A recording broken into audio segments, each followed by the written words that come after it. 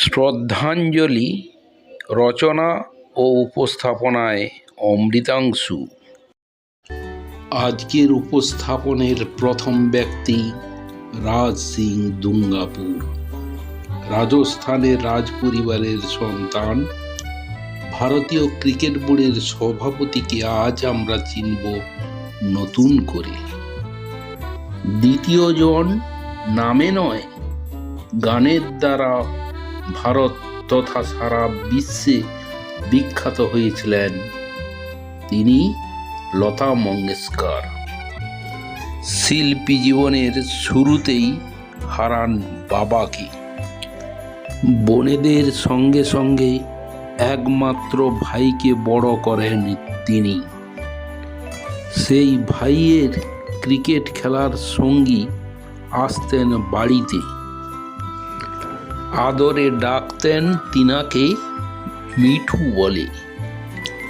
ভাইয়ের বন্ধুকে ঘিরে মনের চাওয়া প্রকাশ পেয়েছিল শিল্পীর গানের মধ্যে। কি লিখি তোমায় প্রিয়তম,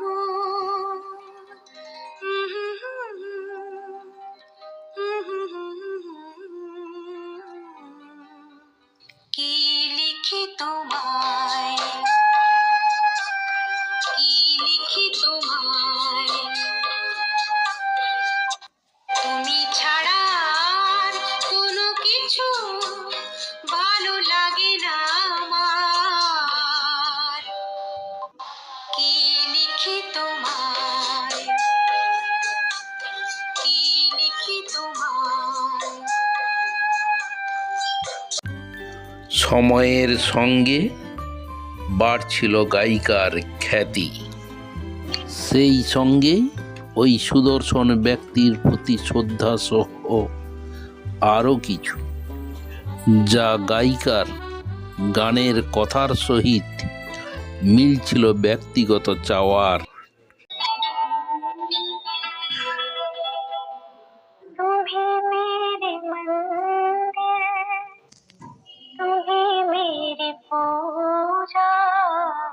तुम्ही देवता हो, तुम्ही देवता हो, तुम्ही मेरे मंदिर, तुम्ही मेरी पूजा, तुम्ही देवता हो, तुम्ही देवता हो। গানের আরতি আর এই দুইয়ের ভাবি সম্পর্কের খবর পৌঁছে যায় রাজ পরিবারে। বাবা আদায় করে ছেলের কাছে কথা রাখার প্রতিশ্রুতি দেন।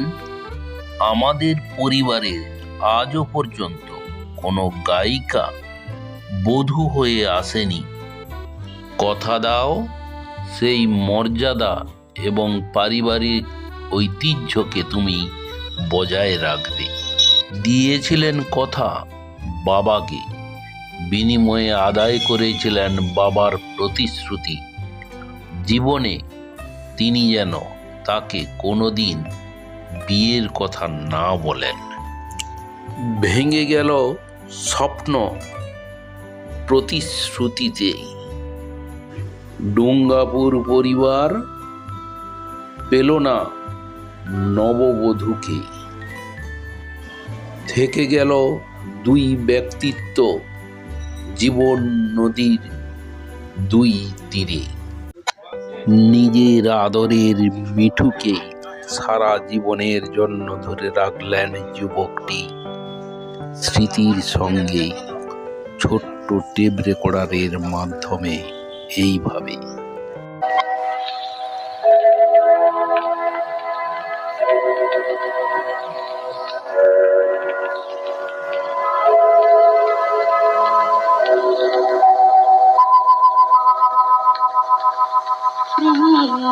একবারই এসেছিল নীরবে,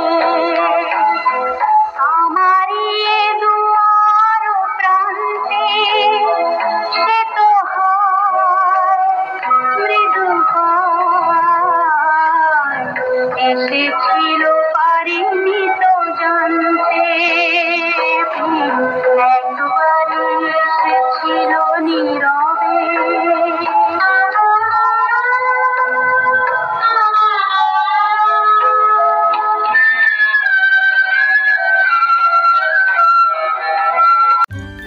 কাটতে থাকে দিন, বাড়তে থাকে গায়িকার খ্যাতি, হলেন সুর সম্রাজ্ঞী, পেলেন দেশ বিদেশের সম্মান, ছাড়িয়ে গেলেন গ্রহণ না করা যুবকটির পারিবারিক ঐতিহ্যকে। আসে 12ই সেপ্টেম্বর 2009 সাল, পৃথিবীকে বিদায় জানালো পছন্দের যুবকটি। শেষ দেখা দেখতে এলেন গায়িকা, অনুভূতি প্রকাশ পেল গানে। ওগো, কিছু তো না, বিদায় নেবার আগে তোমারই নয়নে পাওয়া, তোমারই সুরে গাওয়া এই গান খানি রেখে যায়। ওগো, আর কিছু তো না, বিদায় নেবার আগে তোমারই নয়নে পাওয়া, তোমারই সুরে গাওয়া এই গান খানি রেখে যায়। ওগো, আর কিছু তো না।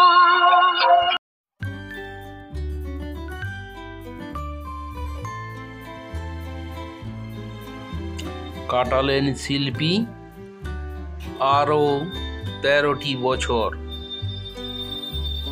সঙ্গীত জগতে।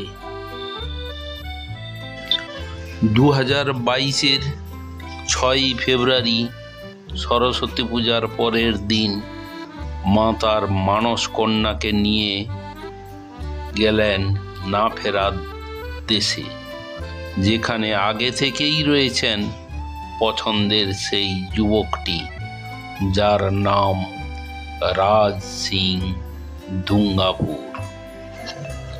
অপূর্ণতা একটাই, যদি সামাজিক অনুশাসন না থাকতো তাহলে পূর্ণতা পেত দুটি জীবন, আর আমরা পেতাম আমাদের উত্তরাধিকারীকে।